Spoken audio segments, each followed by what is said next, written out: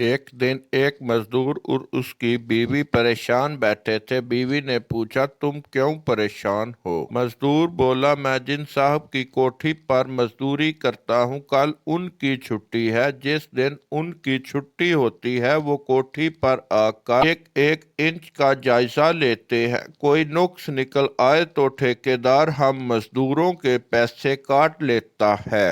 बस यही परेशानी है। और तुम क्यों परेशान हो? बीवी बोली, जिन डॉक्टर साहब के घर मैं काम करती हूँ, कल उनकी छुट्टी है। जिस दिन उनकी छुट्टी हो उस सर पर खड़े होकर काम करवाते हैं। कहती है कि एक एक टाइल में तुम्हारी शक्ल नजर आनी चाहिए, पता नहीं कल किस बात की छुट्टी है। उनका छोटा बेटा बोला, मैं बताता हूँ, कल यौमे मजदूर है, इसलिए सब बड़े बड़े साहब छुट्टी करेंगे। मजदूर और उसकी बीवी ने हैरत से बेटे को देखा और पूछा, तुम्हें कैसे पता? बेटा बोला, आज उस्ताद कह रहा था कि कल सुबह 7 बजे सर्विस स्टेशन पहुंच जाना। 7 बजे से देर हुई तो पसलियां तोड़ दूंगा। कल यौमे मजदूर है और साहब लोगों की छुट्टी है, गाड़ियों का ज्यादा रश होगा।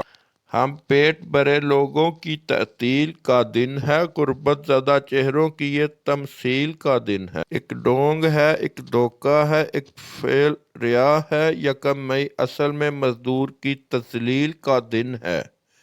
शुक्र है ये दिन यकम मई को गुजर गया है।